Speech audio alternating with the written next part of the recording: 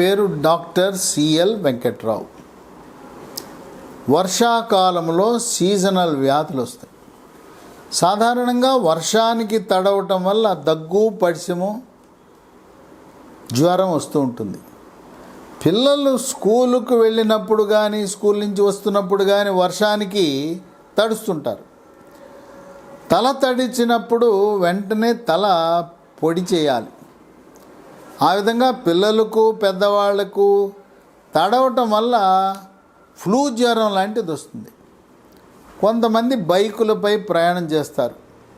వర్షము ప్రారంభము కాగానే ఏదైనా మనం ఆగి ముందుకు తర్వాత వెళ్ళాలి, కానీ బైక్ మీద వెళుతున్నామని వర్షానికి తడవటం వల్ల ఈ ఫ్లూ జ్వరము, దగ్గు, పడిశము, జలుబు వస్తుంది. అలాగే కొంతమందికి సైనస్ సమస్యలు ఉంటుంది. ఆ సైనస్ సమస్య వర్షానికి తడవటం వల్ల అది చాలా అధికంగా ఉండి ముక్కు కారటము, ముక్కు దిబ్బడ, ముక్కు బ్లాకు, తలనొప్పి, పార్శ్వపు నొప్పి లాంటి సమస్యలు ఉత్పన్నమవుతాయి. వర్షాకాలంలో దోమలు కూడా బాగా ఎదుగుతాయి. దోమలు చాలామంది ఏమనుకుంటారంటే రాత్రిపూటే కుడతాయి అనుకుంటారు. దోమలు రాత్రిపూటే కాదు, పగలపూట కూడా కుడతాయి.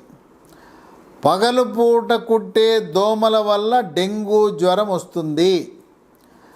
డెంగ్యూ జ్వరం రావడానికి గల కారణము టైగర్ దోమ అని ఉంటుంది. అందుచేత చాలామంది అన్ని చర్యలు, దోమల నివారణ చర్యలు, దోమతెరలు, కాయిల్స్, లిక్విడ్ ద్రవాలు అన్నీ పొగబెట్టడం అన్నీ కూడా రాత్రిపూట చేస్తారు.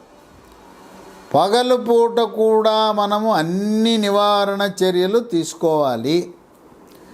ఈ వర్షాకాలంలో దోమల వల్ల ప్రధానంగా వచ్చేది డెంగ్యూ, మలేరియా.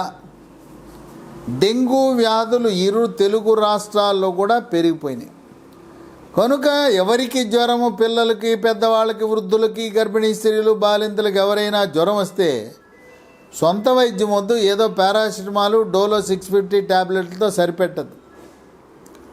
ప్రభుత్వం వారు కూడా డెంగ్యూ పరీక్షలు ఉచితంగా చేస్తున్నారు. అన్ని హాస్పిటల్లో కూడా ఈ డెంగ్యూ పరీక్షకు కావాల్సినవి ఉచితంగా చేస్తున్నారు. డెంగ్యూ వచ్చినప్పుడు తలనొప్పి తీవ్రంగా ఉంటూ కంటి గుడ్డు వెనకాల నొప్పి ఉంటుంది. ఒంటి మీద చిన్న చిన్న ఎర్రటి మచ్చలు వస్తాయి.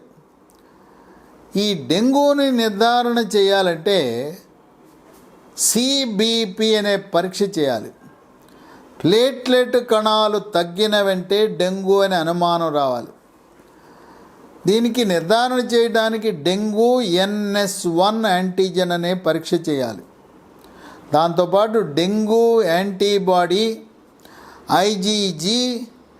IgM అనే యాంటీబాడీ పరీక్ష చేస్తే డెంగ్యూని నిర్ధారించవచ్చు.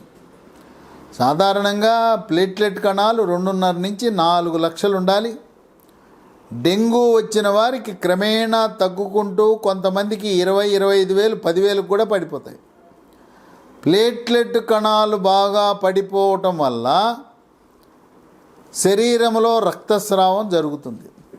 ముక్కు వెంట రక్తము, చిగుళ్ళ వెంట రక్తము, మలద్వారం ద్వారా రక్తము, మూత్రములో రక్తము, పీరియడ్స్ కాకుండా కూడా యోని ద్వారా రక్తము రావటం, ఇవి మనకు కనపడేది. మనకు తెలవకుండా ప్లేట్లెట్ కణాలు తగ్గటం వల్ల మెదడులో రక్తస్రావం, జీర్ణకోశంలో రక్తస్రావం జరిగి ప్రాణాపాయానికి దారితీస్తుంది. ఎవరికైనా 50,000 కంటే ప్లేట్లెట్ కణాలు తక్కువ ఉంటే అన్ని సదుపాయాలు కలిగిన బ్లడ్ బ్యాంకు సదుపాయం ఉన్న హాస్పిటల్లో చేరాలి. ప్లేట్లెట్ కణాలు ఎక్కించవలసిన అవసరం ఉంటుంది. ప్లేట్లెట్లో కూడా సింగిల్ డోనార్ ప్లేట్లెట్ అనేవి ఎక్కించడం ద్వారా ప్రయోజనం ఉంటుంది.